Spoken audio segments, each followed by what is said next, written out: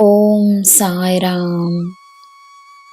ನನ್ನ ಮುದ್ದಿನ ಮಗುವೆ, ನನ್ನ ಧ್ವನಿಯನ್ನು ಗುರುತಿಸಲು ನಿನ್ನಿಂದಾಗುತ್ತಿದೆಯೇ?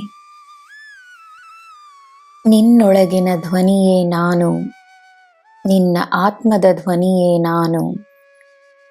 ನಿನ್ನ ಮಾತುಗಳು ನನ್ನ ಮಾತುಗಳೇ ಆಗಿವೆ.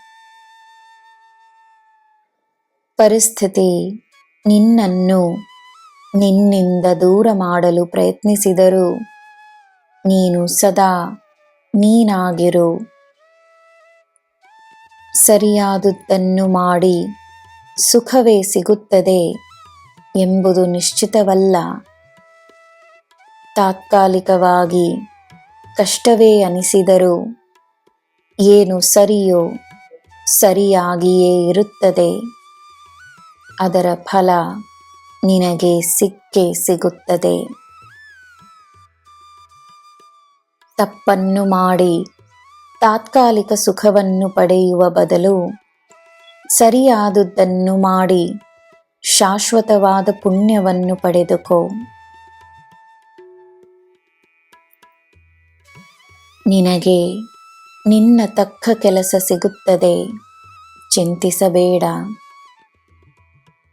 ನಿನ್ನ ಯೋಗ್ಯತೆಯನ್ನು ಯಾರೇ ಪ್ರಶ್ನಿಸಿದರೂ ನಿನಗೆ ಸದಾ ತನ್ನ ಮೇಲೆ ಅಪಾರವಾದ ನಂಬಿಕೆ ಇರಲಿ. ನನ್ನಲ್ಲೇ ಒಂದಾಗಿರುವ ನೀನು ನನಗೆ ಶ್ರೇಷ್ಠ.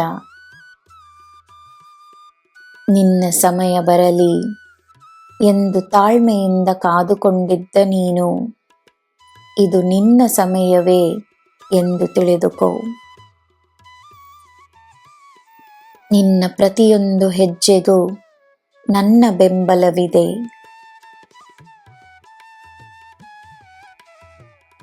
ಶಾಸ್ತ್ರ ಸಂಪ್ರದಾಯಗಳನ್ನು ಪಾಲಿಸುವುದರಿಂದ ಮನಸ್ಸಿನಲ್ಲಿ ಸ್ಥಿರತೆ ಇರುತ್ತದೆ. ಅದೇ ಸಮಯ ಶಾಸ್ತ್ರ ಸಂಪ್ರದಾಯಗಳು ಮಾನವೀಯತೆಗೆ ವಿರುದ್ಧವಾಗಿರಬಾರದು. ಮಾನವೀಯತೆ ಅತಿ ಮುಖ್ಯ. ನನ್ನ ದಾರಿಯಲ್ಲಿ ನಡೆಯುವವರಿಗೆ ಈ ಸತ್ಯ ತಿಳಿದಿರುತ್ತದೆ. ನನ್ನ ಮಗುವೇ, ನಿನಗೆ ಎಲ್ಲ ಶುಭವೇ. ಜೈ ಸಾಯಿರಾಮ್.